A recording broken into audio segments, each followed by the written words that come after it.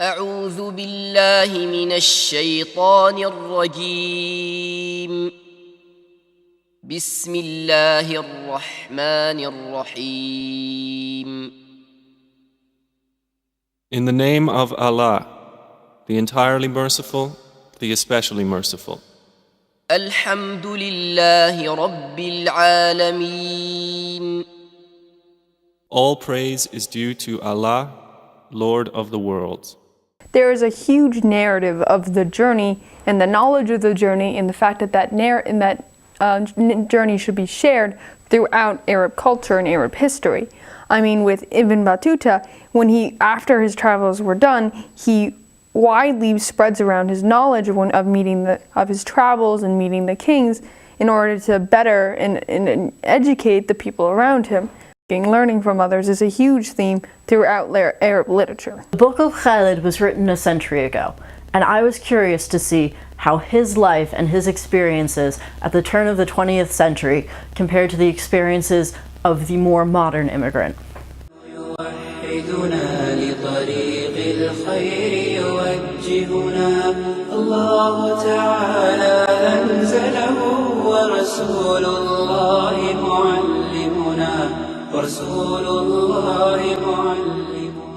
I've come to find out that the Padilla last name is actually from back in the days when the Moors invaded Spain, so it's of Arabic origin.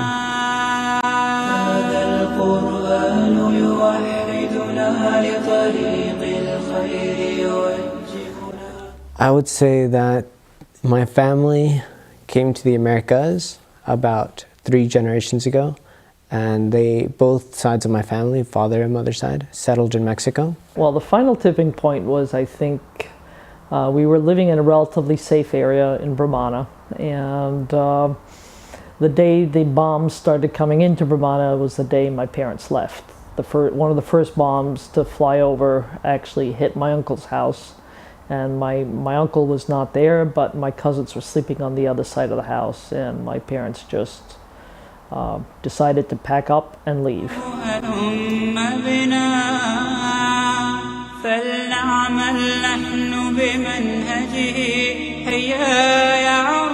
I only spoke Spanish, and obviously here in the United States they speak English in the public school system, so I was exposed to, I guess, some of the taunting that would go on between kids where I didn't speak the language, and there was of course the learning barrier.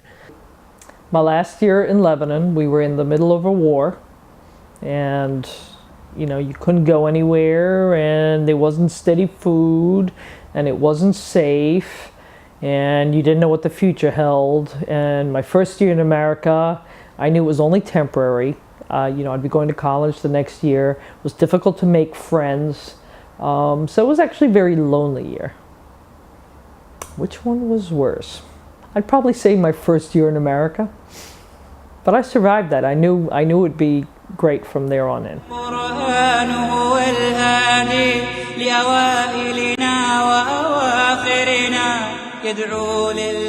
Easier today? Yes. Yes, because you're much more exposed to what life in America might be like through the media. In the olden days, all you had was books and stories from immigrants, who made it back home.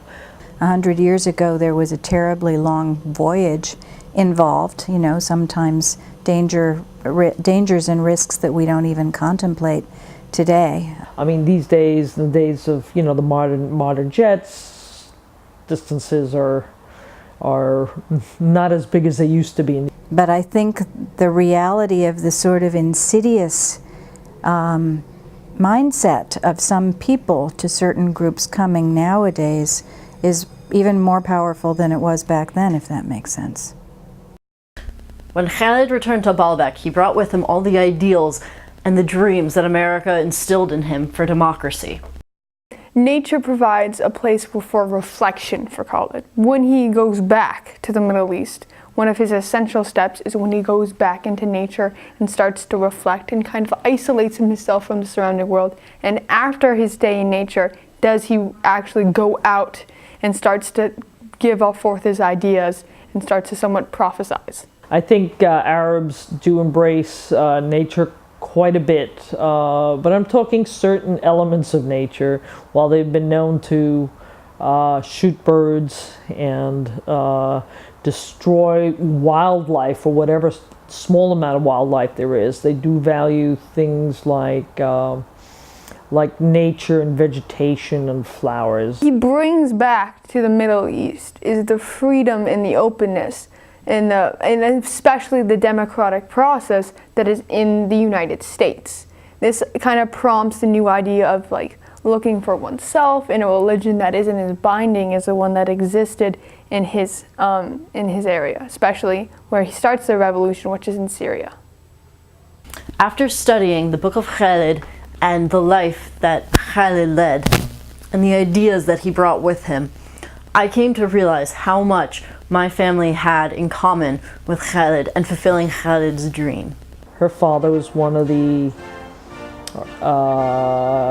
first 14 members of parliament. My grandfather, he was registrar of Arab lands in Palestine. My father was a diplomat, and he was a diplomat at the United Nations. He actually held the posts on the Security Council the year that Lebanon was part of the Security Council in 59-60, and then he was head of the Arab League office in London for 5 years. And because my father was Greek Orthodox, he could not hold an ambassador post in any major city, and he was not interested in being ambassador to the likes of Pakistan. He didn't think it was a place to raise his children, but he could never get the big posts like London or Paris because he was not a Maronite, he was Greek Orthodox. What I value about America, one of the biggest things I value is like is a separation of church and state, and whereas Lebanon was not founded that way. Is the kinds of freedoms that we cherish and the kinds of human rights that we cherish, and worship as you choose to worship, and to expand your horizons in sort of multicultural and global kinds of ways. I think the American dream changes, don't you? From decade to decade. America changes from decade to decade.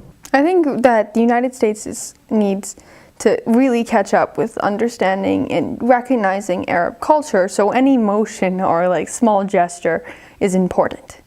What is very important though is a widespread introduction of these different perspectives in the history of the Middle East, like through the perspective of Amin Rouhani, who gives us new ideas about the Arab identity and what they want in their countries. I mean, we've never seen the Arab countries in this light before the Arab Spring. We always kind of figured them as a different people instead of people who want knowledge, people who want love, people who want democracy. And instead we place them in this narrow confine. We now understand that they want this essential freedoms and essential rights, but it would be better if we also put this in the background of books like the Book of Khalid.